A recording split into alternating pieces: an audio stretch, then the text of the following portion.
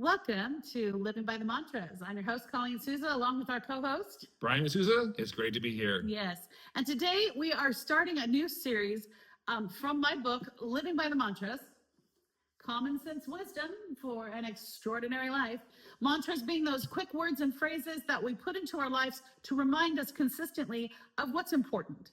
And in my book, we spend a lot of time, and on this podcast, talking about the fact that there are some basic mantras and basic important values, more importantly, that we need to live by to make our life make more sense and to be extraordinary. And we are kicking into mantra number 6 in my book, Plan B. Plan B is just a distraction. A distraction. And in our household, Plan B is just a distraction was a mantra that meant get focused. Get focused. Because just to help you understand where that came from and how simple mantras can be, we just always felt like you had to have a plan. And once you made your plan, not that you don't modify things to make that plan better, that's right, but you stay focused on that target, that goal that you're headed for. And we're going to talk a little bit about that today. And one of the best examples we like to give about Plan B is just a distraction has to do with all 3 of our kids in college. Living intentionally. So, all 3 of our kids applied to one university, and the wisdom out there says, well, you got to apply to a lot of schools, see where you get accepted. And all 3 of our kids applied to a single university with one application, and that was it. There was no Plan B because that was just a distraction. And mind you, they did their research first. They sure did. We visited universities, we did our research, and once they knew where their heart really, where they were set on going, they put all of their energy into that plan. Into that one plan. All 3 kids got into the universities they wanted to because they were 100% focused. Plan B was just a distraction. And they lived intentionally and they acted intentionally, and the results. They were focused. They were focused beyond belief. Focus is the term. So that's where that Plan B is just a distraction and staying focused came from in our world. And this particular episode is called Time is of the Essence. Time is of the essence. So Brian looked up the definition for me of essence. So I'm gonna let him read that to you. What does it mean? So essence, so time is of the essence. So the word essence, we're kind of familiar with it. Essence refers to the fundamental, indispensable, or core nature of something in its truest, unchanging quality. So that's the essence of something. And the phrase, time is of the essence, is actually a legal and formal phrase, meaning that a prompt performance is an obligation. It's critical to meeting a deadline, and it's a material form of an agreement, not just a guideline. So when we say time is of the essence, we're pretty much saying this is a pretty serious thing we need to look into, like applying for colleges. There is a deadline you have to apply by a certain date. Right. And when time is of the essence, when we make time a critical matter to ourselves, we find, and we suggest for you to think about it, we find ourselves more productive. Now, I'm going to throw out there a few phrases. How many people listening or watching this today have ever said, where did all the time go? Where did the time go? Okay. What happened? Here's another one. Can't believe it's already fill in the blank. I can't believe it's already Christmas. Like a sniff up on us. Yeah, I can't believe it's already going to be summer. I can't believe that our daughter just what? Our daughter just turned 21. I can't believe that. Our youngest daughter. Our baby.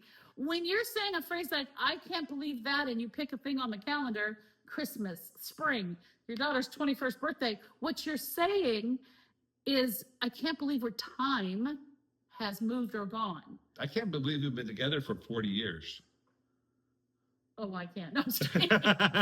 No, it is. 37 years of marriage this year, 37 years of marriage, 40 years we've been together. Yeah. Knock it out of the park, buddy. Yeah, there you go. Yeah, but time and that's one of those I can't believe it because 4 decades. Well, and I would say, a lot of people might say, I say those things, but I still try really hard to make the most of my time. And that's true. But my point here is that we often comment on the fact that time moves quickly. Time moves super fast. It goes right on by. Yeah, I kind of drew this as a not example. Everyone's going to see it, so you're going to have to explain. So basically, what I kind of drew, and it's the best rendering I could possibly do, is such an artist. hourglass. An hourglass. Talk about an When you hourglass. think about that, so the time just continues to move in that hourglass, right? Nothing stops that time. And you can just watch the time go by. And when you see an hourglass, you're really reminded that time is always flying by, right? And eventually you get to turn it over if you're playing a game or something, but really, if this is your life, you only got one go at it, right? And so you need to really manage your time the best you possibly can, because time just flies right by. Well, let's talk about that. There's nothing better than a lazy Saturday where you got nothing on the agenda and you wake up and you say, okay, this whole day is mine. Yeah. And those days are wonderful, but you get to the end of that day and it feels like it's just flown right by because you didn't have to measure your time. You didn't have any parameters around you. You can't believe that it's possible. But let's talk about what happens when you said time is of the essence and it's an obligation. What is the difference between when we have tight parameters around the things that we're trying to accomplish versus when we just are kind of loosey-goosey about them? Yeah, I think you become more productive. Going back to Grace, we can talk about her college experience. She headed into her senior year now. Time has flown right by. Right. And when she was, first getting into college and really didn't manage her time very well, the days just kind of flew right by. But we said to her, a busy Grace is a better Grace. We have to step back. Yeah. Grace, since we're using her as an example, when she was younger, she was, and we've shared it in different podcasts. Yep. If you read my book, you'll hear about it. Grace was on a national soccer team. She was a very competitive She's soccer player, and she was the goalkeeper. She was the keeper. But she was a very, very busy girl, starting back in elementary school and then through junior high and high school. And when she was needing to be at team practice 3 days a week and then practicing with her trainer, and then when she got higher up the club required her to go to a special trainer. She had a private coach, and we were always traveling on the weekends. There were anywhere between 4 to 6 days a week where that child had something on her agenda in the afternoons to evenings. We're talking, 10, 12-hour days. She had to become an excellent, focused individual. Okay. Still pulling straight A's. There could be no plan B for her. Yeah. And she was principal's coming out of middle school. She was a 4.0 principal's honor certificate, whatever. Yep. She's a champion in all regards. Yeah. When she hit college and suddenly had way too much time on her hands, she did okay. Don't get us wrong. She's got a scholarship and she's kept her scholarship. Yep. But all of a sudden, she wasn't that straight A student. She wasn't feeling as organized with her time. She felt like she was doing everything last minute. Sleeping in the mornings, getting up when you want cramming for those exams, all the things, calling a little stressed out and crying sometimes because stuff wasn't ready to go. And we sat down with her and we said, when you were forced within parameters to be when time was of the essence for you, you found a way to squeeze it all in. When you allowed yourself to go, time doesn't matter. Yep. You had a hard time accomplishing a whole lot less. And so she's a good example. Well, think of her right now. Describe her now. So what is she now? Currently, she's in a sorority. She is working. She works about 20 to 30 hours a week. Yep. She has a full-time college schedule. She's currently an officer she's becoming an engineer. So the American construction engineer. American Women in Construction or something like that. Forgive me, I can't remember the name of it exactly. And so she has so much on her plate every day, and she's back to great grades, and she's a lot more positive when we talk to her. Happy. Because what she did was she figured out what parameters she had to put around herself to make time the essence that it needed, and so that she could stay focused, keep her focus on those things. For some people, it can be a little bit much, but you have to figure out what that focus is, and you have to figure out what that essence is and why it's important. Colleen, one thing you just mentioned is really, really important. I don't want to let this slide by, because she put those parameters on herself. Correct. Right? Those were not imposed upon her. She designed her schedule. She designed her life, and you can too. So whatever you're doing in your work, in your family, in your job, in your lifestyle, you can design your life however you choose to do that, by putting parameters, by putting targets, by organizing yourself in a timely manner. Yeah, and I think keeping time of the essence, I think we're going to keep coming back to this word target. So in my book, I do have this example, and that is, we're a bit of a nerdy family. We love Marvel comic and the Marvel movies, and we love Star Wars. And in Star Wars, when Luke has to, he first gets in Luke Skywalker his little X-wing fighter, and he's got to help blow up the Death Star. He hears that stay on target, because he's got to hit that little tiny dot on the whole big starship moon thing they're building. But the bottom line is the Death Star. That thing. Sorry for all of you Star Wars fanatics that I just said the wrong thing. Took a lightsaber right to it. Just took a lightsaber. I took a lightsaber to it. Stay on target. Stay on target. So the importance is that little phrase comes to mind.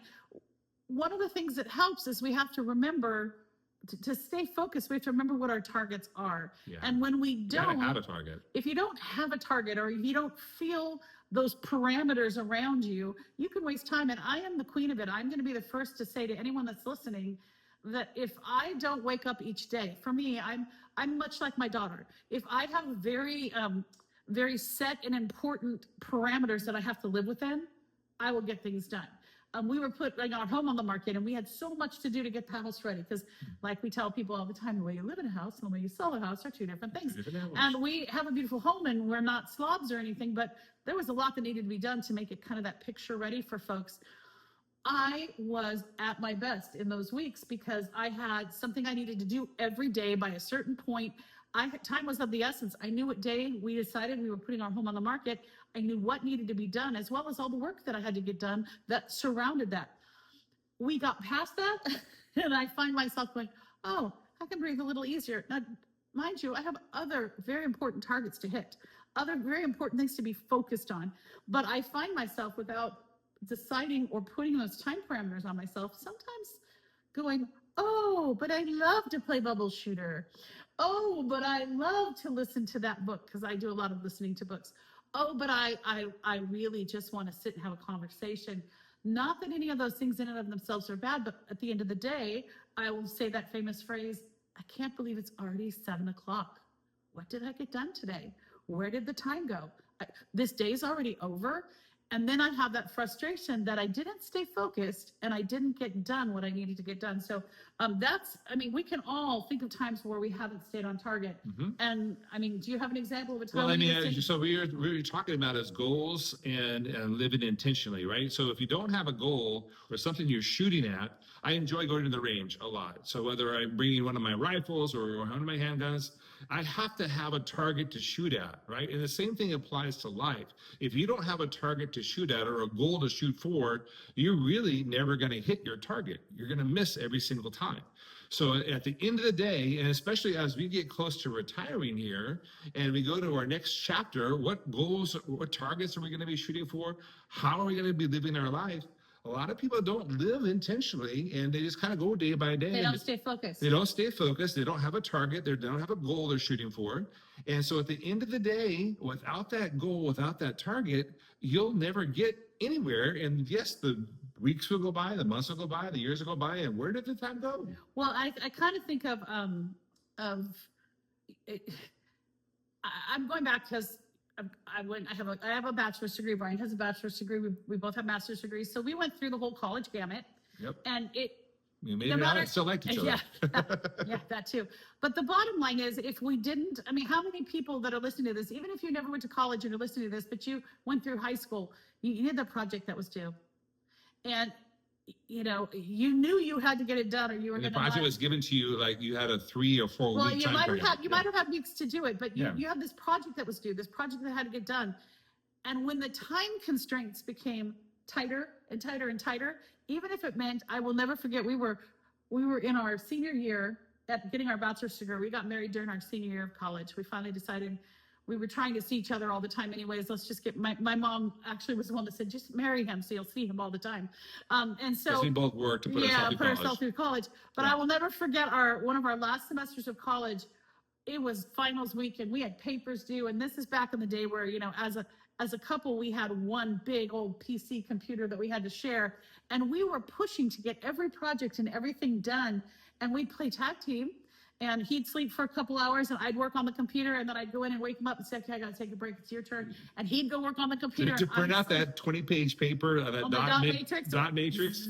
Yeah, it took like 15 minutes or so. If you're 20 or 30 years old listening to this, you have no clue. You have no idea. Yeah. Yeah, but it was a very slow process. My point is, we managed to fit within the time constraints when we had to, and we got things done. Wouldn't it have been easier if our focus had been to do that on a daily basis? Now, when you're young, those kinds of things happen. As we get older, we tend to be a little smarter and a little wiser, and we try not to wait till the last minute nearly as much. It does still happen, but when we have that focus and we don't let ourselves have a distraction, the plan B is just a distraction, and we have that target, we will get it done. And when we make time the essence. So it's human nature to procrastinate. We all do very it. Much so. And we all want to take the easy road, but taking the hard road is what gets you to places you really want to go. Absolutely. And you got to do the hard things, right? You got to do the hard things. You got to choose the hard things. Well, so I want to make sure that we, in this episode, actually have some ways to help you stay on target. So some tools, some focusing systems. tools. Yeah. So when we talk about time being of the essence, what are things you can do? Well, I mean, there's, as I wrote this book, I remember sharing, I'm trying to pick it up. Look at the cover of that book. Yeah, if you're not looking at me, I'm holding up my book right now. If you're What's listening on the cover of that book? Post-it notes. Yeah, we're going to talk a little bit about that. So one of the things that that I will talk about is you talk a lot of these different mantras, which are really just wisdom for values and like having focus being a value. You've got to put the messages that you want to see on a daily basis in a place you're going to see them. You have to have a way that you are reminded consistently, because we live more than ever in a world of utmost distraction. And I don't have my phone because we use it to do the recording, but Brian can pick up his phone and wave that sucker in the air. That's one of the biggest distractors we have. But this guy right here, this computer, huge distraction. I can get just distracted on it. If I want to, I can get distracted in a book. I can get distracted in just, working on scheduling. I'm doing something important. I'm working on scheduling. I don't need to work on scheduling. I know what I do need to do, but I can spend time just erasing and making it look more organized. Pick your thing. You have to put in front of yourself a way to remind. So one thing Brian was commenting on is Post-it notes. That's the cover of my book, because there's a bunch of Post-its. Great visual. I use them all the time. Yep. They're on things that I'm going to see. I keep one. If you're watching, I'm pulling one off of, I have a little pink Post-it note right here next to where my hand sits on my laptop, because it tells me these are 4 things I like. One is to record this podcast session. I had to get this recorded. And so as I sit on my computer and do anything, I'm reminded, did you get that podcast session recorded? And I will be able to cross that off that list. That's part of staying on target. It's having a focus. Yep. So Post-it notes are one way. What's another way, Brian? Well, I mean, you have a lot of systems, right? So with your phone, you have calendaring, you have email reminders, you have text reminders, all those kinds of things. In fact, you know what we should do, Colleen? Is ask our audience to comment down below on what systems are you using that you feel will be effective that you can share with others. Absolutely. Yeah. And you have to think about what are things you're looking at or seeing right all the time. So I like to mention this, like, I love that Brian said that. One of the things that I am trying to do to stay focused on my health, for example, is that I have a timer that goes off every 2 hours. When I get up and I sit down here in front of my computer at my other desk, if I'm not here at the table, and I start working, I hit go on a 2-hour repeating timer. And when it goes off, if 2 hours have passed, I need to stop whatever I am doing. And I need to get up and walk for 20 minutes. I need to do some jumping jacks. I need to get a chore done that causes me to be in motion, because I know that sitting for 4 to 5 hours, which I have been known to do, is not a positive, healthy thing for my body. And then the minute I'm done with that, I hit go again on that repeating timer, and it starts again. So that 2 hours later, if I am still sitting, I will get up and move again. That is a thing that keeps me on target, a thing that keeps me focused on my health. And it's right there on my phone. So that's a kind of a thing you can do. Yeah. One of our goals is longevity, right? So you look at lifespan and things like that. And we read a lot of studies about, mortality rates And sedentary lifestyle, when you're sitting on your computer, you're sitting and you're working on your computer, you're sitting on your phone, leads to a higher mortality rate. So getting up and moving every 90 minutes to 2 hours is a brilliant way to break that cycle and actually makes you live longer. Yeah, so that's a focus. So putting a reminder on your phone. You can put a daily reminder on most phones. I mean, we use iPhones, but I guarantee you any other version of phone will have some kind of reminder, and have it be a daily reminder, whether it is to say something nice to yourself because you're trying to be more positive and shift your mindset, and that's a focus.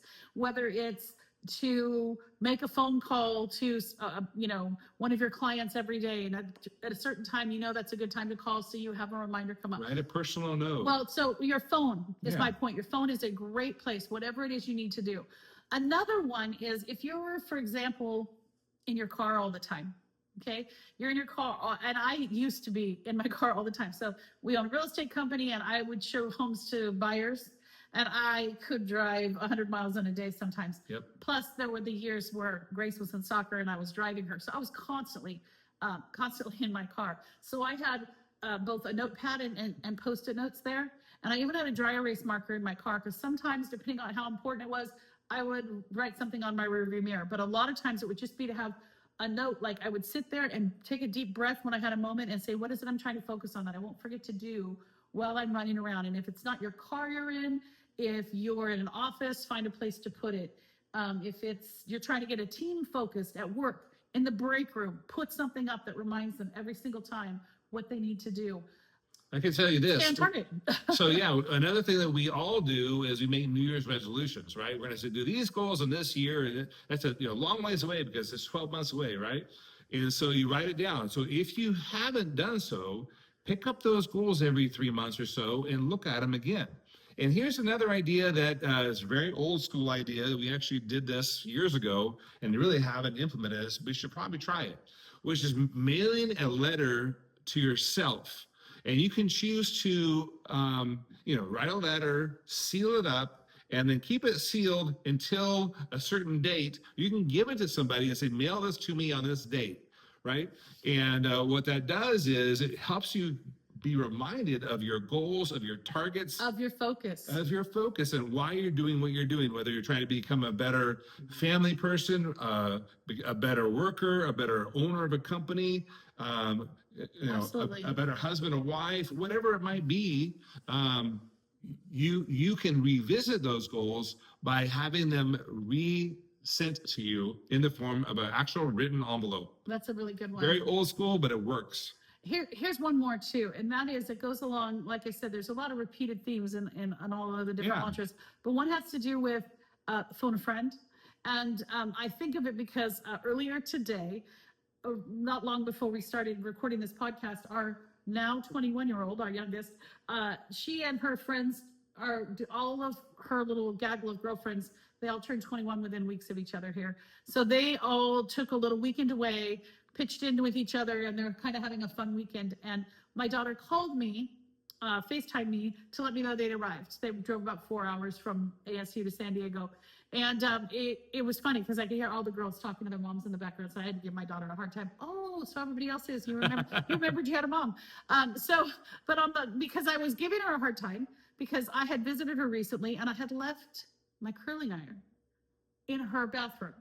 And I have told her like 3 times, sweetheart, could you just drop by a UPS store and ship that back to me? Apparently it's a very special. It was a decently expensive one. And so I really don't want to buy another one. I'd like her to ship it to me. And she hasn't in a couple of weeks. So I finally gave in and bought myself something else. And so she was commenting on my hair as she talked to me because it's very curly today. This new curling iron really does the job. And my daughter was like, Mom, your hair is so curly. And I go, speaking of that. Really? Tell me about that. I go, really? It's because I got a new curling iron and it's a little bit different than the other one. And I said, somebody did not remember to stay focused and get my curling iron to me. And she's like, Mom, just remind me. Be that person to keep me focused. And I thought about it. That is it was a valuable thing. And I said, she's going to regret having told me that, by the way. But the bottom line is sometimes if we have a goal, like I'm going to remind her when she gets back from her little weekend away that every day next week until I know that my curling iron is in the mail. And to register her car, by the way. Oh, yeah, in case you're listening, Grace. But the bottom line is, it's important to have somebody who you have on your team. Yes. If you, whether it's your partner, whether it's one of your kids, whether it's a friend at work, whether it's your brother, your sister, somebody, a mentor, anybody, if you say, I really want to get this done by whatever, and I really want to be doing this on a daily basis, having somebody check in with you is huge. Making that public is really important. So if you want to comment below what you will be using as your accountability partner. Will it be your spouse? Will it be your friend? Will it be your family member? Who will it be to be your accountability partner? It's very, very important. Anything that you can do to help somebody else in this process, an idea that came to mind, go ahead and write a comment below. Yeah, and partner up with somebody that you, okay, this is what I would like to do. What is something you would like to do? And let's just be each other's accountability, because it is super important. We don't mean to let time slip away. We don't mean to say, I can't believe it's already. I can't believe this is over. I can't believe whatever, because time has not been of the essence for us, but has just been squandered. Not because we're not trying to be good stewards of that time. But the thing is, there's a couple of things. You can get money back. If you lost money, you can work hard and earn money back. Okay. If you really want to, there's things you can get back if you've lost them. But when you have time go by, there is no getting that time back. That's it. Time comes once and it goes right on by.